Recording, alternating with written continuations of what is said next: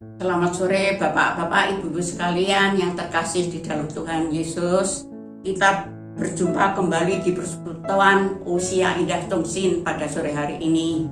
Sebelum kita memulai persekutuan ini, marilah kita berdoa. Bapa Allah kami yang ada di dalam sorga, sungguh kami mengucap syukur dan terima kasih atas segala kesempatan yang sudah Kau berikan kepada kami. Pada sore hari ini kami bisa bersekutu bersama dengan Komisi Usia Indah Tongsin. Terima kasih Tuhan atas segala pemeliharaanmu selama ini, terutama di masa pandemi yang sulit ini. Lindungilah kami dari segala sakit penyakit dan berilah kami kekuatan dan kesehatan agar kami bisa selalu beraktivitas persekutuan, mengikuti persekutuan, mendengarkan firman-Mu, memuji Tuhan, juga memuliakan nama-Mu. Dalam nama Tuhan Yesus kami berdoa dan memohon. Amin. Bapak-bapak, ibu-ibu sekalian yang terkasih di dalam Tuhan, tidak terasa waktu begitu cepat. 1,5 tahun sudah kita tidak bersekutu secara langsung atau bertatap muka. Ini dikarenakan pandemi yang sangat panjang ini yang sampai sekarang belum berakhir. Bapak Ibu sekalian yang terkasih di dalam Tuhan, pandemi ini bukan hanya melanda di beberapa negeri, tapi hampir di seluruh negara di dunia ini. Sudah berapa puluh ribu orang yang terjangkit penyakit ini dan meninggal dunia. Dan juga berdampak pada ekonomi yang terpuruk ya, sehingga banyak sekali saudara-saudara kita yang kehilangan pekerjaan karena mereka di PHK. Sungguh sangat memprihatinkan sekali. Bapak-bapak, ibu-ibu sekalian yang terkasih di dalam Tuhan, puji syukur pada Tuhan kalau sampai hari ini kita masih diberi kesempatan, dipelihara, dilindungi, diberi kesempatan untuk hidup dengan baik dan hidup berkecukupan. Ini adalah suatu hal yang sangat luar biasa. Marilah pada sore hari ini, marilah kita mulai awali ujian ini dengan pujian. Hidup ini adalah kesempatan.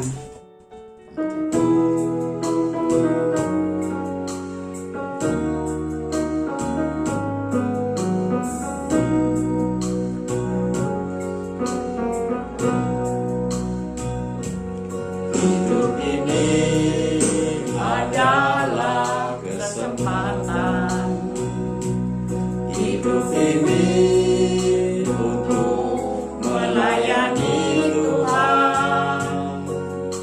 jangan sia-siakan waktu yang Tuhan beri. Hidup ini harus jadi berkah. Oh Tuhan, pakailah hidupku selagi aku masih kuat. Bila saatnya nanti ku tak berdaya lagi, hidup ini sudah jadi berkah. Hidup ini adalah kesempatan. Hidup ini untuk melayani Tuhan. Jangan sia-siakan waktu yang Tuhan beri. Hidup ini harus jadi berkah. Oh Tuhan, pakailah hidupku selagi aku masih kuat. Bila saatnya nanti ku tak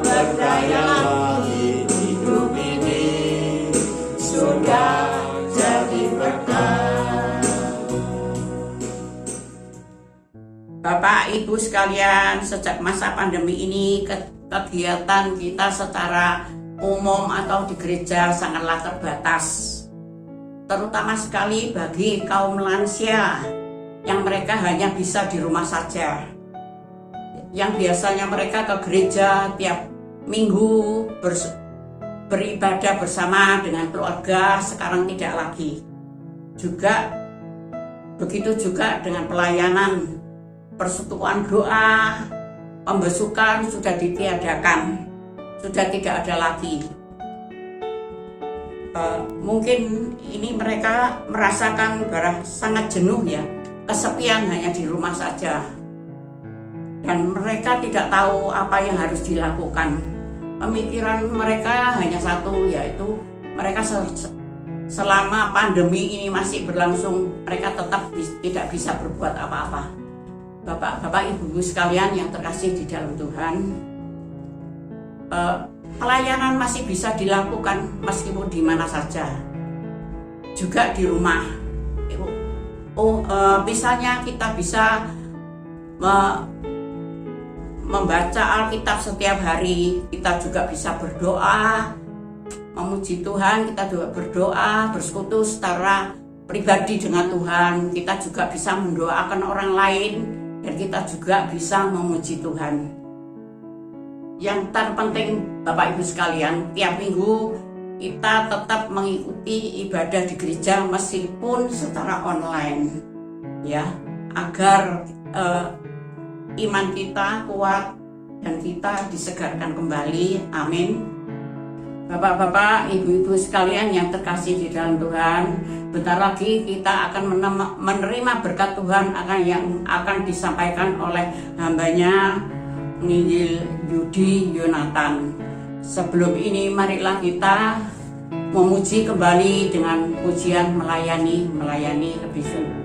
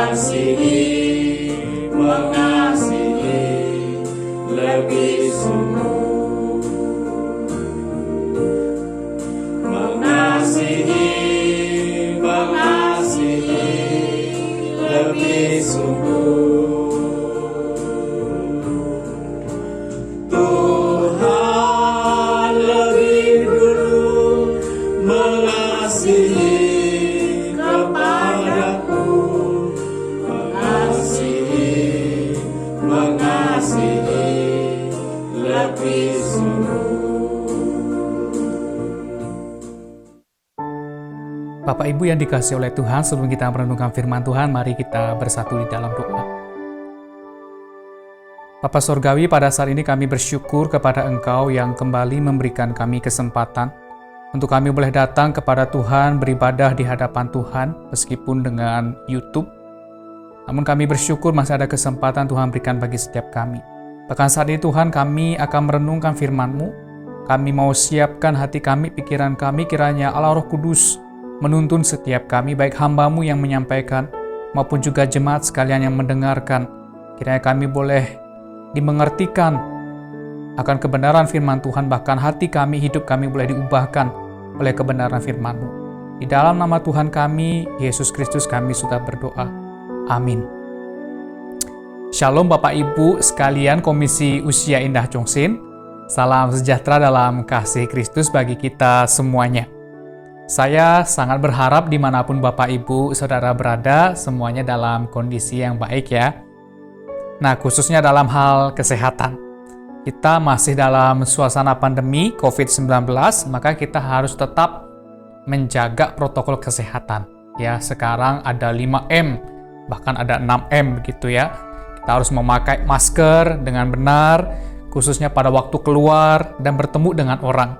Nah, kita juga harus rajin mencuci tangan kita, ya, dengan sabun dan juga dengan air yang mengalir. Nah, apabila kita bertemu dengan orang, kita harus juga jaga jarak sekarang begitu ya, Bapak Ibu sekalian. Kita juga harus menghindari kerumunan dan mengurangi mobilitas untuk keluar.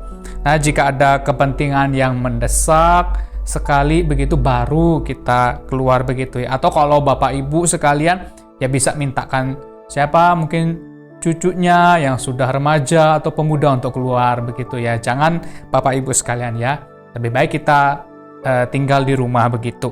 Nah, kemudian Bapak Ibu sekalian yang dikasih oleh Tuhan, itu adalah upaya kita untuk kita menjaga diri kita, juga menjaga orang lain. Dan saya berharap kita semua tetap mematuhi protokol kesehatan.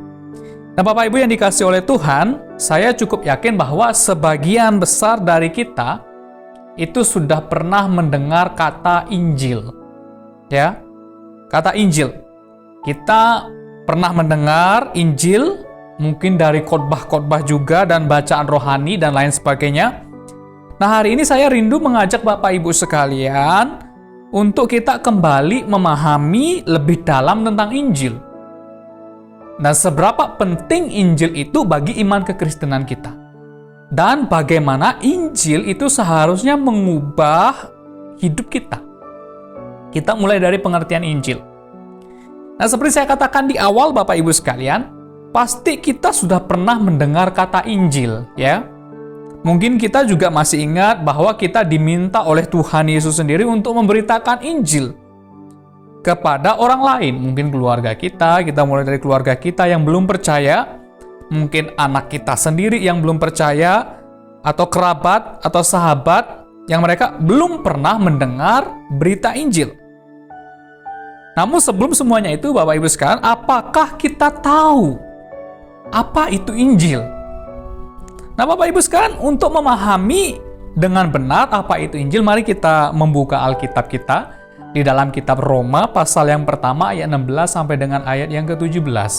Kitab Roma pasal yang pertama ayat 16 sampai dengan ayat 17. Firman Tuhan mengatakan demikian, ayat 16. Sebab aku mempunyai keyakinan yang kokoh dalam Injil, kata Paulus.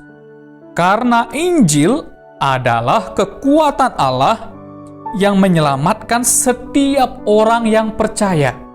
Pertama-tama orang Yahudi, tetapi juga orang Yunani. Nah, Bapak Ibu sekalian, sangat jelas sekali Rasul Paulus menjelaskan bahwa Injil itu adalah kekuatan Allah. Kekuatan Allah yang menyelamatkan setiap orang yang percaya. Siapa saja. Jika ia percaya kepada Injil, maka ia akan diselamatkan. Nah, pada zaman surat Roma ini ditulis, Bapak Ibu sekalian, dua bangsa besar yang ada di sana waktu itu adalah orang-orang Yahudi dan juga orang-orang Yunani. Jika mereka percaya kepada berita Injil, maka mereka akan diselamatkan. Nah, di zaman kita saat ini, Bapak Ibu sekalian, kita sudah mengenal ada beragam bangsa, suku, etnis, budaya, jabatan bahkan, ada yang kaya, ada pula yang hidup sederhana. Semuanya sama. Hanya ada satu jalan keselamatan, yaitu percaya kepada berita Injil. Nah, Bapak Ibu sekalian, syarat untuk menerima keselamatan di dalam berita Injil hanya satu juga dikatakan di sana, yaitu dengan percaya atau beriman. Makanya di ayat 17, Rasul Paulus melanjutkan penjelasannya dengan berkata demikian. Sebab di dalamnya nyata kebenaran Allah di dalam berita Injil, yang bertolak dari iman dan memimpin kepada iman. Seperti ada tertulis apa? Orang benar akan hidup oleh iman. Orang benar akan hidup oleh iman. Bapak Ibu sekalian, Pendeta Dr. Stephen Tong itu pernah berkata, apa yang membedakan antara kepercayaan, kekristenan dengan agama-agama atau kepercayaan lain? Kira-kira apa Bapak Ibu sekalian? Pada dasarnya kan semua agama kelihatannya sama ya. Ya, secara umum ada pengajaran moral. Ya, tidak boleh melakukan ini, tidak boleh melakukan kejahatan, tidak boleh mencuri, membunuh, dan lain sebagainya. Tapi kamu harus melakukan kebaikan, menolong sesamamu, dan lain sebagainya. Namun demikian, saya katakan ada dasar yang sangat berbeda. Apa perbedaannya? Kekristenan adalah kepercayaan yang berinti kepada iman, bukan perbuatan. Artinya, saya dapat diselamatkan bukan karena perbuatan saya, bukan karena usaha saya, tapi karena Allah yang datang ke dalam dunia, mati disalibkan menggantikan hukuman dosa-dosa saya. Dan jika saya percaya, dan jika saya beriman kepada karyanya itu, maka saya dapat diselamatkan. Jadi Bapak Ibu sekalian, bagaimana caranya kita menerima keselamatan? Melalui iman kepada Tuhan Yesus saja, bukan perbuatan baik kita. Ini kekristenan. Saya ibaratkan Bapak Ibu sekalian, ini adalah keselamatan yang datangnya dari atas ke bawah kepada manusia yang berdosa. Dari Allah yang maha mulia datang kepada manusia yang hina yang sudah mati dalam dosa. Namun berbeda dengan kepercayaan atau agama di luar kekristenan. Mereka semua berusaha dengan amal mereka, perbuatan mereka dari bawah begitu ya, untuk dapat diperkenan hidup dengan Allah di sorga nanti, dengan Allah yang Maha Kudus. Jadi usaha dari bawah, berusaha sekuat tenaga untuk bisa dianggap layak di hadapan Tuhan Allah yang Maha Kudus. Bapak Ibu yang dikasih oleh Tuhan, kita harus benar-benar bersyukur kepada Tuhan. Mengapa? Jikalau bukan Allah rela meninggalkan sorganya yang mulia, datang ke dalam dunia, mati bagi kita, maka tidak mungkin melalui perbuatan kita akan diselamatkan. Tidak mungkin Bapak Ibu sekalian. Namun kita percaya, kita beriman dengan segenap hati kita, bukan iman yang setengah-setengah, atau iman yang perlu ditambahi lagi. Saya ya percaya Yesus adalah Tuhan dan Juru Selamat saya, tapi rasa-rasanya ya perlu sih berbuat baik untuk saya masuk surga. Ingat ya, perbuatan baiknya untuk supaya saya masuk surga. Tidak demikian Bapak Ibu sekalian. Kita hanya percaya kepada karya Tuhan Yesus. Jadi kalau ditanya begini Bapak Ibu sekalian, kenapa beribadah kepada Tuhan? Kenapa berbuat baik? Kenapa rajin membaca Alkitab? Kenapa setia ikut persekutuan Chongsin? Ya karena supaya nanti melalui perbuatan-perbuatan saya bisa diterima masuk surga oleh Tuhan. Ini jelas salah Bapak Ibu sekalian. Dan ini bukan Injil. Karena Injil adalah kekuatan Allah yang menyelamatkan setiap orang yang percaya. Yang percaya. Loh, Kak Yudi, kalau semuanya semata-mata adalah anugerah tanpa perbuatan baik kita, berarti untuk apa harus berbuat baik? Orang Kristen berbuat baik bukan supaya diselamatkan. Saya dan Bapak Ibu sekalian setia di hadapan Tuhan. Kita berbuat baik kepada sesama, kita rajin beribadah, rajin berbakti kepada Tuhan, membaca Alkitab, berdoa, dan lain sebagainya. Bukan supaya saya diselamatkan, tapi karena saya sudah diselamatkan. Terakhir nanti kita akan membahas ini lebih dalam. Yang kedua, seberapa penting sih Injil bagi setiap kita, Bapak Ibu sekalian?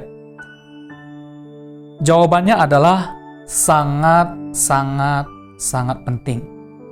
Gereja, kalau tidak ada khotbah firman Tuhan tentang Injil, tapi hanyalah gereja yang memuaskan keinginan jemaatnya, namun bukan melaksanakan kehendak Tuhan, maka itu bukan gereja Tuhan. Orang Kristen, sekalipun kita di KTP kita Kristen, tapi kita tidak tahu apa itu Injil, bahkan hidupnya tidak sesuai dengan berita Injil, maka pasti kita belum memahami karya keselamatan Allah yang besar.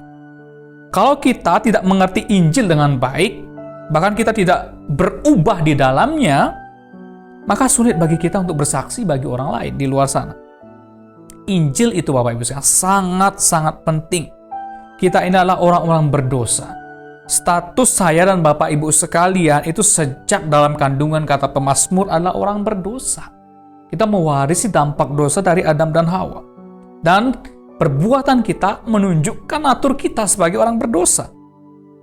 Bapak Ibu sekalian, pada hari Sabtu yang lalu dalam persekutuan doa pemuda dan remaja Efata di gereja kita melalui Zoom, saya mengajak anak-anak untuk membahas tentang doa pengakuan dosa.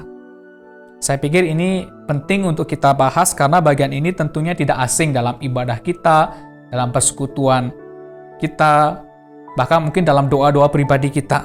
Salah satu bagian yang saya bahas waktu itu adalah mengenai dosa apa saja yang harus kita akui di hadapan Tuhan pada waktu kita berdoa pengakuan dosa. Ada beberapa area yang saya coba jelaskan waktu itu. Pertama, dosa dalam pikiran dan juga dalam hati. Alkitab menjelaskan kepada kita bahwa baru memikirkannya saja. Ini baru memikirkannya saja loh Bapak Ibu sekalian. Merencanakannya saja dalam hati pikiran kita. Kita sudah dikatakan berdosa di hadapan Tuhan.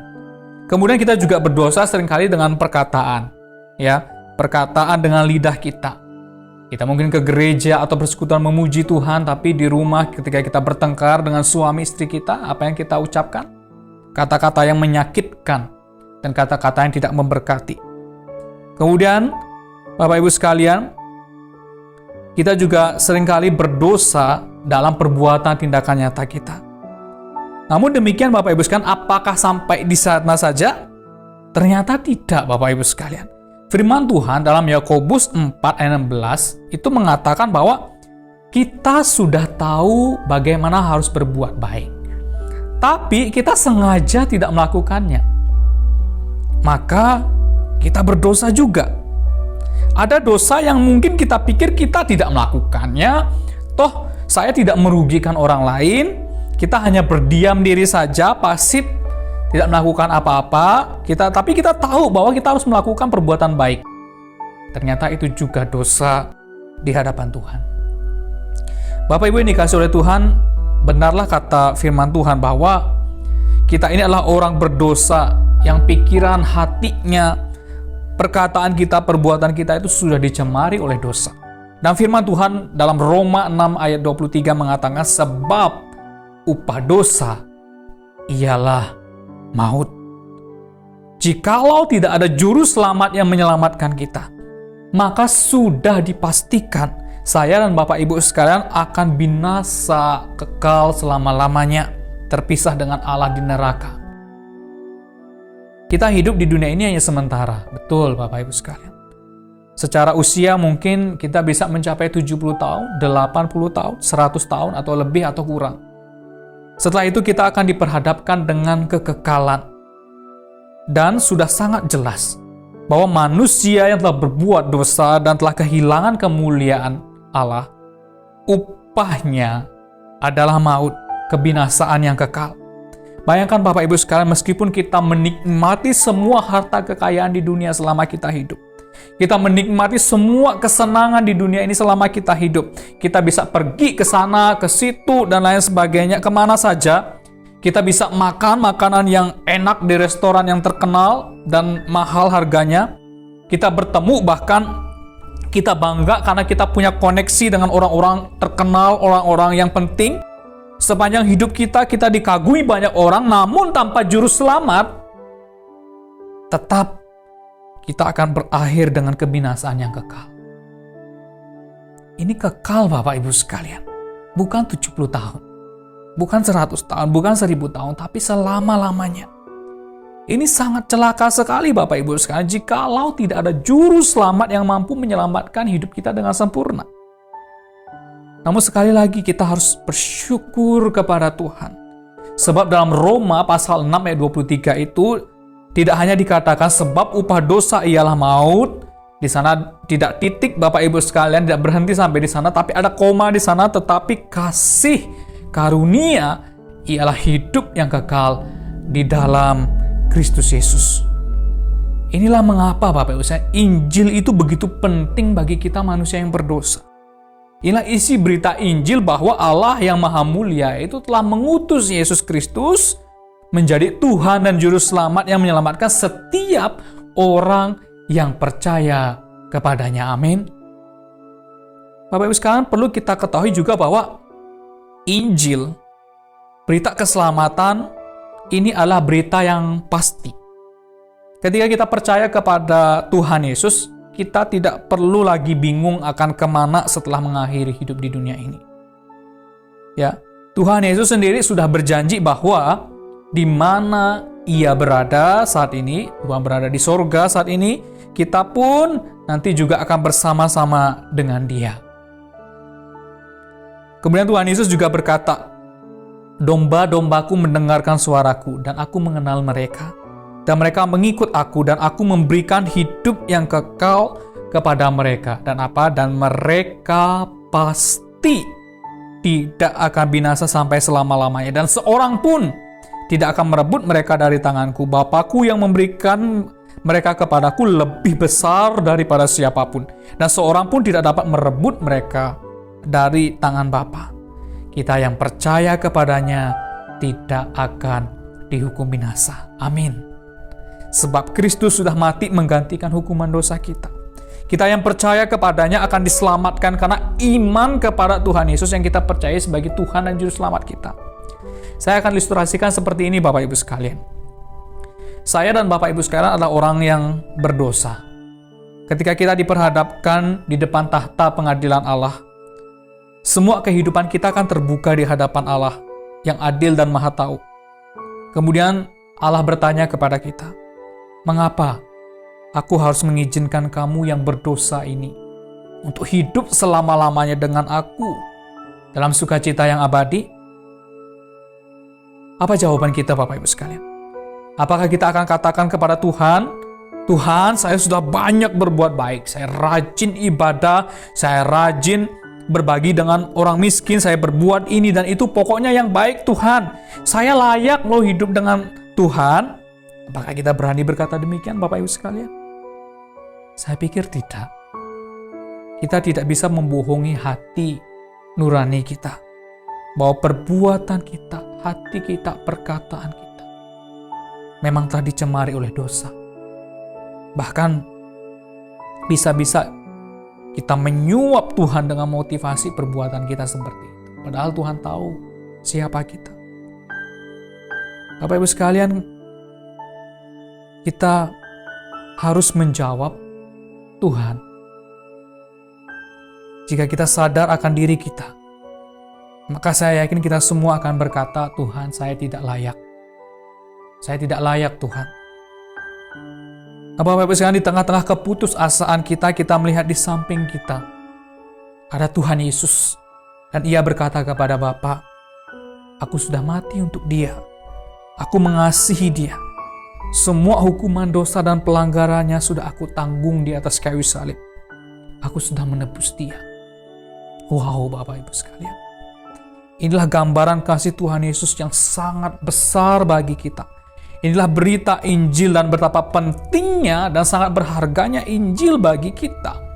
Tentang Yesus yang sudah mati menggantikan dosa-dosa kita. Sehingga kita yang berdosa itu menerima pengampunan dan menerima hidup yang kekal. Nah sekarang yang terakhir Bapak Ibu sekalian, bagaimana Injil itu seharusnya mengubahkan setiap hidup kita. Bapak Ibu yang dikasih oleh Tuhan, kita telah belajar tentang Injil, seberapa penting Injil itu bagi setiap kehidupan kita. Sebagai orang yang sudah menerima keselamatan di dalam Kristus, justru seharusnya kita lebih banyak mengucap syukur kepada Tuhan. Bukan hanya dengan perkataan kita, bibir kita yang mengatakan, "Oh puji Tuhan, oh bersyukur kepada Tuhan," tapi juga apa? Melalui perbuatan kita. Sebagai orang Kristen, Bapak Ibu sekalian, kita harus rajin. Kita harus giat untuk berbuat baik, bukan supaya diselamatkan, tapi karena kita apa? Sudah diselamatkan oleh Tuhan. Saya berharap Bapak Ibu sekalian, selagi Tuhan kasih kesempatan hidup kita di dunia ini, jangan jemu-jemu ya, kita gunakan hidup kita untuk memuliakan Tuhan dan memberkati banyak orang. Saya tidak setuju Bapak Ibu sekalian jika dikatakan para lansia itu tidak bisa berkarya bagi Tuhan. Ya, memang kita harus akui secara fisik kita semakin terbatas. Apalagi kondisi saat ini ya Bapak Ibu sekalian. Namun di dalam persekutuan pribadi kita, doa pribadi kita untuk gereja, untuk hamba Tuhan yang melayani, ya, Untuk saudara-saudara seiman yang kita tahu mereka sedang bergumul di dalam kehidupan mereka, kita doakan mereka. Saya pikir ini hal yang sangat bisa untuk kita lakukan. Kita juga rajin membaca firman Tuhan, merenungkan firman Tuhan. Bahkan menjadi berkat bagi generasi-generasi muda. Melalui pengalaman-pengalaman hidup kita yang sudah kita jalani, kita bisa terus menasihati generasi muda di keluarga kita, orang-orang percaya untuk hidup takut akan Tuhan. Injil adalah berita tentang Yesus yang mati bagi setiap kita. Kita sudah mendengarnya, kita sudah mengimaninya, kita menerima pengampunan, dan menerima jaminan kepastian hidup yang kekal. Maka saatnya kita memakai hidup kita untuk memuliakan Tuhan. Tuhan memberkati setiap kita. Mari kita berdoa. Tuhan, terima kasih, kami bersyukur untuk firman-Mu yang sekali lagi menguatkan, meneguhkan kami. Kami percaya bahwa Injil adalah kekuatan Allah yang menyelamatkan setiap orang berdosa. Kami, Tuhan, orang berdosa itu.